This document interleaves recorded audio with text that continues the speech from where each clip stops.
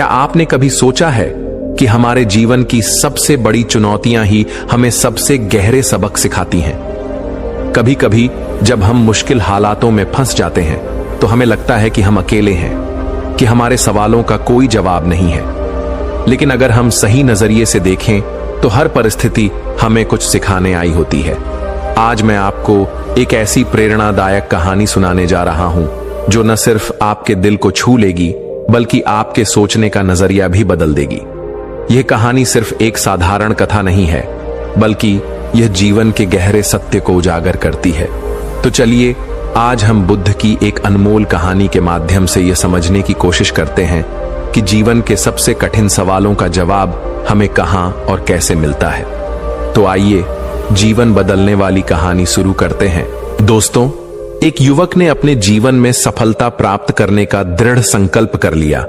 बड़ी लगन और धैर्य के साथ उसने आश्रम से शिक्षा प्राप्त की।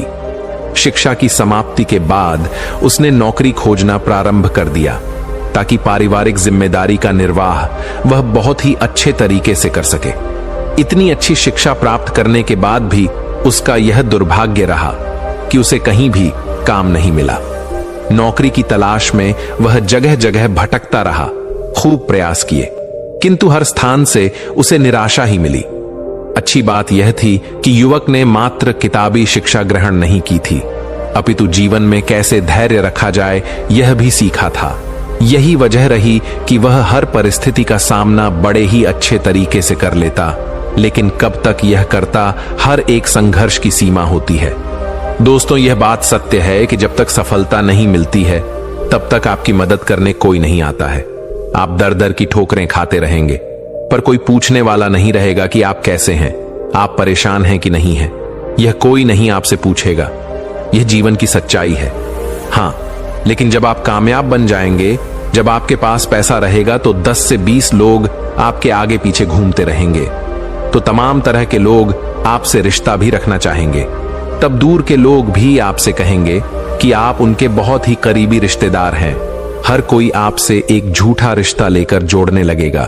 ध्यान रहे, जो लोग आपके पैसे को, आपकी कामयाबी को देखकर आपसे जुड़ते हैं, वह कभी भी आपके अपने नहीं हो सकते। जो मुसीबत के समय में जब आप निर्धन हैं, गरीब हैं, लाचार पड़े हुए हैं, उस वक्त कोई अगर आपको सहारा दे, उस वक्त कोई अगर आपके साथ खड़ा रहे, तो समझ लीजिए कि वही आपका सच्चा और अपना साथी है। और ऐसे लोग दुनिया में केवल 1% से भी कम होते हैं, जो आपकी गरीबी में, जो आपके कठिन वक्त में आपका साथ दें। लेकिन आप सबसे ज्यादा उन लोगों के लिए परेशान रहते हैं जो कभी आपके अपने हैं ही नहीं। वह युवक हार थक के परेशान होकर के एक रास्ते से गुजर रहा था। रास्ते में उसे से एक आश्रम दिखाई पड़ा। उस आश्रम के बाहर एक महात्मा अपने शिष्यों को ज्ञान का उपदेश दे रहे थे। वे सभी शिष्य उन बौद्ध महात्मा के उपदेशों को बड़े ही ध्यान और शांतिपूर्वक सुन रहे थे। वह युवक वहीं पर रुक गया। उसने सोचा कि ऐसा क्या यहां पर चल रहा है जो कि लोग बहुत ही शांतिपूर्वक उन महात्मा का उपदेश सुन रहे हैं। उस युवक के भी मन में जिज्ञासा जाग गई कि चलकर हम भी देखते हैं कि वहां पर क्या हो रहा है। और वह युवक भी धीरे धीरे कदमों से आगे बढ़ते हुए आश्रम की तरफ चल पड़ा। वह पास में ही एक आम के पेड़ के पास बैठ गया और महात्मा के द्वारा कही हुई बातों को ध्यान से सुनने लगा। महात्मा कह रहे थे, जब किसी चीज की नई शुरुआत होती है तो सबसे पहले सब कुछ खत्म हो जाता है। जब इस सृष्टि की रचना हुई थी तो सबसे पहले सब कुछ समाप्त हो गया था। उसके बाद एक नई सृष्टि की रचना हुई। यानी जब इंसान मुसीबत के ऐसे वक्त में पहुंच जाए जब उसे लगे कि अब कुछ नहीं होने वाला है, अब मेरा कुछ नहीं हो सकता है, जीवन में वह बिल्कुल हार सा गया है, टूट जाए, लाचार हो गया हो, कोई उसकी मदद करने वाला नहीं रहे, ऐसे वक्त में अगर वह इंसान किसी से अपनी मदद भी मांगे तो लोग उसकी मदद भी करने से इनकार कर दें। महात्मा आगे कहते हैं कि ऐसे बुरे वक्त में अगर किसी को प्यास लगती है तो कोई आपको पानी देने वाला भी नहीं मिलेगा, क्योंकि बुरे वक्त में कोई भी साथ नहीं देता है। ऐसे वक्त में आप बिल्कुल टूट जाएंगे, आप जिंदगी से हार जाएंगे। लेकिन एक बात हमेशा याद रखिएगा, इसी क्षण यही सोचना है कि अब कुछ हमारी जिंदगी में बड़ा और अच्छा होने वाला है, क्योंकि बर्बादी के बाद ही नई चीज का निर्माण होता है। टूटे फूटे लोहे को गला करके एक नए लोहे का निर्माण किया जाता है। अर्थात जब आप बिल्कुल टूट जाएंगे, मुसीबत के वक्त से गुजर रहे हैं, तो यह बात दिमाग में जरूर लाएं कि अब कुछ नया होने वाला है, हमारी जिंदगी में कुछ अच्छा और बड़ा होने वाला है। यही एक उम्मीद आपको जिंदा रखेगी और ये बिल्कुल सत्य बात है। देखना, अगर तुम ऐसे वक्त में हो जहां पर कोई तुम्हारी मदद नहीं कर रहा है, कहीं से मदद की कोई भी उम्मीद नहीं है, तो समझ लेना कि अब कुछ बड़ा और अच्छा होने वाला है। क्योंकि जितना आप टूट सकते थे, अब आप टूट गए हैं। इससे ज्यादा आप नहीं टूट सकते। ऊपर वाला आपको जरूर कुछ बड़ा देने वाला है। यही सब बोल करके गुरुजी अपने उपदेश को विराम देते हैं। बोलते हैं कि शिष्यों, आज के लिए बस इतना ही। अब तुम सब दूसरे दिन इसी समय पर आना, फिर हम आगे की बात करेंगे। सभी शिष्य अपने अपने आश्रम में चले जाते हैं। तभी अच्छा समय देख करके वह युवक उन महात्मा के पास आता है और कहता है कि महात्मा, मैं पीछे से आपका पूरा उपदेश सुन रहा था और मुझे बहुत ही अच्छा लगा। मैं बिल्कुल टूटा हुआ इंसान हूं। मैंने पढ़ाई भी की, हर जगह नौकरी की तलाश में घूम रहा, पर मुझे कहीं भी नौकरी नहीं मिली। मैं दर दर के ठोकरे खा रहा हूं, पर कुछ भी हासिल नहीं कर पाया। लेकिन आपने जो बातें बोली, उससे मुझे कुछ काम करने की हिम्मत मिली और आपकी बातें बिल्कुल सही हैं। तब वह महात्मा उस युवक से कहते हैं कि युवक, तुम अपनी समस्या को मुझे बताओ।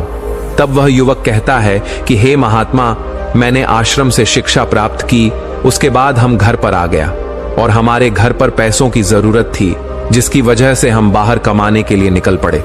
लेकिन मैं जहां पर भी नौकरी की तलाश में गया, मुझे वहां से नौकरी नहीं मिली, जिस वजह से मैं बहुत ही परेशान है। गुरुवर, कृपया मेरा मार्गदर्शन करें ताकि मैं अपने जीवन में सफलता की नई बुलंदियों को हासिल कर सकूं। फिर वह बौद्ध महात्मा उस युवक से कहते हैं कि आज हम तुम्हें कुछ छोटी छोटी बातें बता रहे हैं, जिन्हें अगर तुम अपनी जिंदगी में अपनाते हो तो तुम्हें सफल होने से कोई नहीं रोक सकता, और हर सफल व्यक्ति यही करता है। मैंने बहुत से लोगों को शिक्षा दी है, लेकिन मेरे जो शिष्य मेरी इन 7 बातों को अपने जीवन में अपना लिए, वह आज अपना नाम इस संसार में कमा रहे हैं। महात्मा उस युवक से कहते हैं कि अगर तुम्हें सफल होना है तो तुम्हें सबसे पहले अपने गुणों को पहचानना है, और यही तुम्हारी सफलता पाने की पहली आदत होनी चाहिए। वह युवक कहता है कि गुरुदेव, अपने अंदर के गुणों को कैसे पहचाने? तब वह महात्मा उस युवक से कहते हैं कि गुणों को पहचानने का मतलब यह है कि अपने अंदर की प्रतिभा को पहचानो। कुछ भी कार्य करने से पहले सबसे पहले तुम अपने अंदर की प्रतिभा को पहचानो। हर एक इंसान में एक अलग प्रतिभा होती है। अगर वह अपनी प्रतिभा के हिसाब से काम करे तो जीवन में उसे सफल होने से कोई नहीं रोक सकता। मैं तुम्हें एक उदाहरण के माध्यम से समझाने का प्रयास करता हूं। अगर मैं तुमसे यह पूछूं कि यह आम का पेड़ है जो तुम्हें दिखाई दे रहा है, अगर मैं इस पर सभी जानवरों को चढ़ने के लिए बोलूं कि इस पेड़ पर सबसे पहले कौन चढ़ेगा? चलो मान लेते हैं यहां पर बंदर, भालू, हिरण, हाथी, घोड़ा, गिलहरी, सभी लोग आ गए। तो अब तुम मुझे यह बताओ कि इस पेड़ पर सबसे पहले कौन चढ़ेगा? तो वह युवक कहता है कि महात्मा, इस पेड़ पर तो गिलहरी सबसे पहले चढ़ जाएगी, वह झट से ऊपर तक चढ़ जाएगी। इसके बाद बंदर चढ़ जाएगा, लेकिन घोड़ा नहीं चढ़ सकता, हाथी नहीं चढ़ सकता, तमाम जानवर इसमें फेल हो जाएंगे। तब वह बौद्ध महात्मा कहते हैं कि तुमने बिल्कुल सही कहा। यही हाल हम सबकी भी जिंदगी में होता है। हम सबके भी अंदर एक अलग अलग प्रतिभा होती है, लेकिन हम उस प्रतिभा को पहचानने का प्रयास ही नहीं करते हैं। हम सब अपनी प्रतिभा के हिसाब से चलते ही नहीं हैं। हम लोगों के हिसाब से खुद को ढालने का प्रयास करते हैं और हम औरों जैसा बनने लगते हैं। इस दुनिया में जितने भी सफल लोग हुए हैं, अगर तुम उनको ठीक ढंग से पहचानोगे तो तुम पाओगे कि वह अपनी प्रतिभा के हिसाब से काम किए हैं, तभी वे आगे चलकर अपनी जिंदगी में कामयाब हुए हैं। हर कोई इस पेड़ पर नहीं चढ़ सकता। ठीक उसी प्रकार तुम सबसे पहले अपने अंदर के प्रतिभा को पहचानो। तुम यह देखो कि तुम किस चीज में माहिर हो। अगर तुम अपनी प्रतिभा के हिसाब से काम करोगे, उस प्रतिभा को पहचान लोगे, तो तुम जिंदगी में बहुत आगे जाओगे। फिर तुम्हें सफल होने से कोई नहीं रोक सकता है। लगभग 98% लोग यही करते हैं कि वे दूसरों जैसा बनने का प्रयास करते हैं। किसी ने उन्हें कहा तो वे उसके जैसा ही बनने लगते हैं, जबकि जो 1% लोग होते हैं वही सफल हो पाते हैं, क्योंकि वे अपने प्रतिभा के हिसाब से काम करते हैं। वे अपने अंदर की प्रतिभा को पहचान लेते हैं फिर वे उसके हिसाब से उस कार्य को करते हैं और अंत में उन्हें सफलता भी मिलती है और वे लोग जिंदगी में बहुत ही आगे जाते हैं। इसलिए कुछ भी नया करने से पहले सबसे पहले तुम अपनी प्रतिभा को पहचानो, फिर उसके हिसाब से काम करो। वह महात्मा उस युवक से कहते हैं कि सफल बनने के लिए दूसरी सबसे बड़ी आदत यह है कि तुम सब सही समय पर उठो।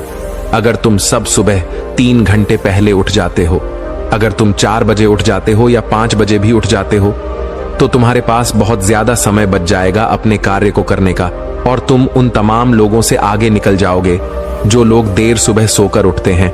उन्हें आलस्य और बीमारियां घेर लेती हैं। अगर तुम भी देर सुबह उठोगे तो तुम भी उन्हीं के जैसा बन जाओगे। इसीलिए अगर तुम्हें लाखों की भीड़ से आगे आना है तो तुम्हें सुबह जल्दी उठना होगा।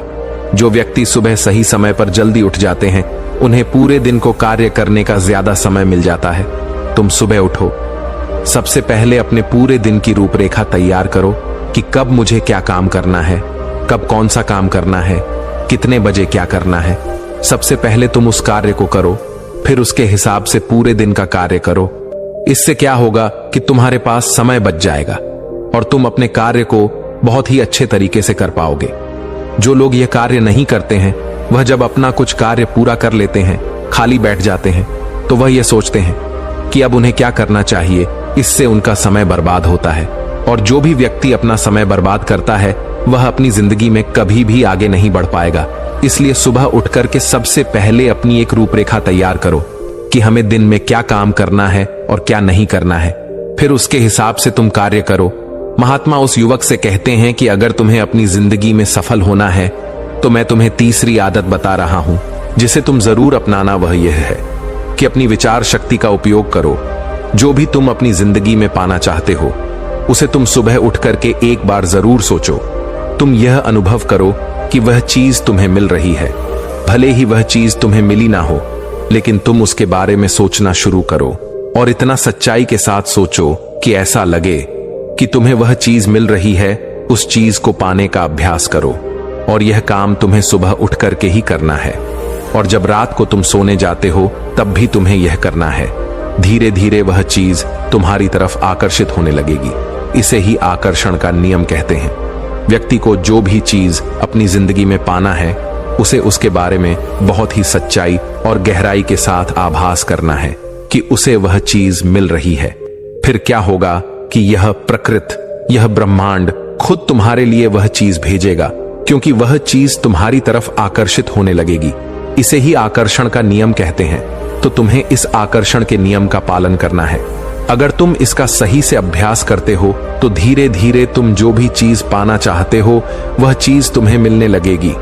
महात्मा उस युवक से कहते हैं कि सफल बनने के लिए चौथी आदत है जो तुम्हें मैं बता रहा हूं, वह यह है कि सकारात्मक सोच के साथ आगे बढ़ो। महात्मा युवक से कहते हैं कि जिंदगी में अगर तुम्हें कामयाबी पानी है, तुम्हें सफल होना है, तो अपनी सोच को सकारात्मक करो, क्योंकि सकारात्मक सोच से ही एक अच्छी बुद्धि का विकास होता है। सकारात्मक सोच से ही तुम कुछ अच्छा और बड़ा सोच पाओगे। जब कोई व्यक्ति नकारात्मक सोचता है या किसी दूसरे के बारे में सोचता है तो वह अपने कार्य को ठीक ढंग से समझ नहीं पाएगा और अपने कार्य पर ध्यान भी नहीं दे पाएगा, क्योंकि उसका दिमाग तो किसी और चीज में लगा हुआ है और वह यह काम सही तरीके से नहीं कर पाएगा। इसलिए तुम किसी के बारे में बुरा ना सोचो, भले ही वह तुम्हारा दुश्मन ही क्यों ना हो। इससे क्या क्या होगा कि तुम्हारा अपने कार्य पर से ध्यान हटने लगेगा, और जब तुम्हारा अपने कार्य पर से ध्यान हटने लगेगा तो तुम धीरे धीरे असफल होते जाओगे। इसलिए अगर जीवन में सफल होना है तो तुम सकारात्मक सोच के साथ आगे बढ़ो। तुम इन सब की फालतू की बातें सोचने में अपना समय व्यर्थ मत करना कि कौन तुम्हें गिराने की कोशिश कर रहा है, कौन तुम्हारे प्रति अच्छा है, कौन बुरा है। यह सब सोचने का समय नहीं है। बस तुम्हें अपने कार्य को अच्छे तरीके से आगे करते जाना है। देखना, जो तुम्हारे आलोचक होंगे, जो तुम्हें नीचा गिराने की कोशिश करेंगे, धीरे धीरे वह सब तुम्हारे रास्ते से हट जाएंगे। क्योंकि जिस भी व्यक्ति के मन में नकारात्मक बातें होती हैं, जो भी व्यक्ति किसी को गिराने की कोशिश करता है, वह कभी भी अपनी जिंदगी में आगे नहीं बढ़ सकता। इसलिए अगर तुम्हें सफल होना है तो तुम एक सकारात्मक सोच के साथ आगे बढ़ो, क्योंकि सकारात्मक सोच से ही तुम्हें आगे सफलता मिलने वाली है। और तुम्हारे जीवन में जो नकारात्मक लोग हैं, जो नकारात्मक बातें करते हैं, तुम उनसे दूरियां बना लेना। महात्मा 5वीं बात बताते हुए कहते हैं कि युवक, अगर तुम्हें अपनी जिंदगी में सफल होना है तो अपने राज्य किसी को मत बताओ। अगर तुम जो भी काम करना चाहते हो तो यह राज्य किसी को भी मत बताना, क्योंकि अगर तुम अपने राज्य किसी को बता दोगे तो तमाम लोगों को पता चल जाएगा कि तुम क्या करने वाले हो। और अभी तो तुम अपने कार्य की शुरुआत ही नहीं की हो, लेकिन तमाम लोग आपको गिराने की कोशिश करने लगेंगे, तो इससे तुम्हारा कार्य भी सही तरीके से सही समय पर पूरा नहीं हो पाएगा और तुम परेशान होते जाओगे। इसलिए अगर तुम्हें अपने जीवन में कुछ करना है, कुछ पाना चाहते हो, तो तुम्हें बिल्कुल शांतिपूर्वक अपने कार्य को करना है। ढिढोरा नहीं पीटना है, किसी को भी मत बताओ कि तुम आगे क्या करने जा रहे हो। इस बात का तुम खास ध्यान रखना। महात्मा युवक को सफल होने के लिए 6ठी बात कहते हैं कि कड़ी मेहनत और लगन के साथ काम करो। वह महात्मा कहते हैं कि कोई भी इंसान अगर सफल होता है तो वह अपनी कड़ी मेहनत से सफलता प्राप्त करता है। जितने भी कामयाब लोग होते हैं उन्होंने बहुत कड़ी मेहनत की है। कड़ी मेहनत सही जगह पर करनी चाहिए। ये नहीं कि तुम बस बहुत कड़ी मेहनत करते जा रहे हो लेकिन सही दिशा में नहीं कार्य को कर रहे हो, तो कड़ी मेहनत के साथ साथ सही दिशा बहुत जरूरी होती है। अगर तुम सही दिशा में कड़ी मेहनत करते हो तो तुम उस काम में कामयाब जरूर हो जाओगे, तुम्हें जरूर कामयाबी मिलेगी। इसलिए कोई भी काम हो, कितना भी बड़ा क्यों ना हो, सबसे पहले यह पता लगाओ कि इस काम को बहुत ही अच्छे तरीके से कैसे किया जा सकता है। अगर आपको यह पता चल जाए कि इस काम को अच्छे तरीके से कैसे किया जा सकता है, पूरी जी जान लगा दो सफलता को प्राप्त करने के लिए। कई बार हमने देखा है कि लोगों का असफल होने का यह एक बहुत ही बड़ा कारण होता है कि वह उन्हें जो भी जिंदगी में पाना चाहते हैं वह उस चीज के लिए तो मेहनत करने लगते हैं लेकिन मेहनत सही दिशा में नहीं करते। और जब उनकी मेहनत सही दिशा में नहीं होती है तो वे धीरे धीरे अंदर अंदर टूटने लगते हैं, उनका भरोसा उठने लगता है और उन्हें उनका लक्ष्य भी प्राप्त नहीं हो पाता है। इसलिए तुम्हें जो भी कार्य को करना है, तुम्हें जो भी लक्ष्य पाना है, सबसे पहले उस लक्ष्य को पहचानो कि इस लक्ष्य तक कैसे पहुंचा जाए तो तुम जरूर सफल हो जाओगे। एक उदाहरण देता हूं कि मान लो ये सामने जो पहाड़ दिखाई पड़ रहा है, अगर मैं तुम्हें इस पहाड़ पर चढ़ने को बोलूं, अगर तुम सीधे चढ़ोगे तो तुम कभी भी इस पहाड़ पर नहीं चढ़ पाओगे। लेकिन अगर तुम इस पहाड़ पर चढ़ने के लिए एक अच्छा रास्ता खोजो कि सबसे जल्दी और आसान तरीके से इस पहाड़ पर चढ़ा कैसे जाए, पहाड़ पर तो तुम बड़ी आसानी से चढ़ जाओगे। लेकिन अगर तुम बिना सोचे समझे चढ़ने लगोगे तो तुम पहाड़ की चोटी पर कभी नहीं चढ़ पाओगे, और अगर चढ़ते भी हो तो तुम्हें बहुत समय लग जाएगा और तुम असफल भी हो जाओगे। यही हाल होता है हमारी जिंदगी में। हमें जो भी लक्ष्य को प्राप्त करना है, सबसे पहले उस लक्ष्य के बारे में सोचो और तुम यह पता लगाओ कि इस लक्ष्य तक कैसे आसानी से पहुंचा जाए। जब तुम यह पता लगा लोगे तो तुम अपने लक्ष्य को बड़े ही आसानी से पा लोगे। इसलिए कठिन परिश्रम के साथ साथ सही दिशा जरूर होनी चाहिए। महात्मा उस युवक को सफलता प्राप्त करने के 7वां और अंतिम सूत्र बताते हुए कहते हैं कि युवक, तुम्हें अपने शरीर का भी बहुत ख्याल रखना है और अपने शरीर के ख्याल के लिए तुम्हें योगाभ्यास और योग की क्रिया करनी है। अगर तुम योग की क्रिया करते हो तो तुम्हारा दिमाग संतुलित रहेगा, और जब तुम्हारा दिमाग संतुलित रहेगा तो ही तुम अपने कार्य पर अच्छे तरीके से ध्यान दे पाओगे। योग की क्रिया करने से तुम्हारे अंदर का आलस्य भी दूर हो जाएगा, क्योंकि आलस्य इंसान का सबसे बड़ा दुश्मन होता है। इसलिए योगाभ्यास करके तुम अपने आलस्य को भी दूर कर दो। ठीक उसी प्रकार जब तुम अपने दिमाग को एक जगह पर केंद्रित कर लोगे, अच्छे मन के साथ कार्य करोगे, तो तुम्हें सफलता जरूर मिलेगी, क्योंकि तुमने अपनी पूरी ऊर्जा एक दिशा में लगा दी है। और जब तुम अपनी पूरी ऊर्जा एक दिशा में लगा दोगे तो उसका परिणाम तुम्हें अच्छा देखने को मिलेगा। इसलिए तुम दिन में ध्यान की क्रिया, योग्य की क्रिया जरूर करो। इससे तुम्हारा दिमाग संतुलित रहेगा, तुम्हारा दिमाग बहुत अच्छे तरीके से काम करेगा, और जब तुम्हारा दिमाग संतुलित रहेगा, बहुत अच्छे तरीके से काम करेगा, तो ही तुम कुछ नया और अच्छा सोच पाओगे, तभी जाकर तुम्हें सफलता भी मिलेगी। इसलिए मेरी इन बातों को ध्यान रखना। इसलिए युवक, सबसे पहले तुम जाओ, यह पता लगाओ कि तुम किस चीज में माहिर हो, फिर तुम उस हिसाब से कार्य करो। और मेरी इन बातों को याद रखना। वह युवक उन महात्मा को प्रणाम करके वापस अपने घर आ जाता है और वह यह सोचने में लग जाता है कि वह किस चीज में माहिर है। पूरे 15 दिन तो यह सोचने में लगा देता है कि वह किस चीज में माहिर है। बाद में उसे पता चलता है कि वह तलवारबाजी की क्रिया में बहुत ही माहिर है, इसलिए वह तलवारबाजी पर बहुत अभ्यास करता है और वह एक कामयाब तलवारबाज बन जाता है। उसकी ख्याति दूर दूर तक फैल जाती है। फिर एक दिन पड़ोसी देश के राजा उसे अपने यहां सेना में नौकरी के लिए बुला लेते हैं और वह व्यक्ति अपनी स्वेच्छा से उस राजा के प्रस्ताव को स्वीकार भी कर लेता है और वह उनके यहां नौकरी के लिए सेना में भर्ती हो जाता है। राजा उस युवक को बहुत ही मान सम्मान से सम्मानित करते हैं। अब उस युवक का परिवार बहुत ही अच्छे तरीके से अपना गुजारा करने लगा। दोस्तों, सच्ची खुशी बाहरी चीजों में नहीं बल्कि हमारे भीतर संतोष में बसती है। इच्छाएं असीमित होती हैं, लेकिन जब हम जो पास में है उसी में संतुष्ट रहना सीख जाते हैं, तभी वास्तविक शांति और आनंद मिलता है। जीवन में संतोष ही सबसे बड़ा धन है। दोस्तों, उम्मीद है कि आपने आज की इस वीडियो से जरूर कुछ ना कुछ सीखा होगा। तो इस वीडियो को लाइक और अपने दोस्तों के साथ शेयर करना ना भूलें।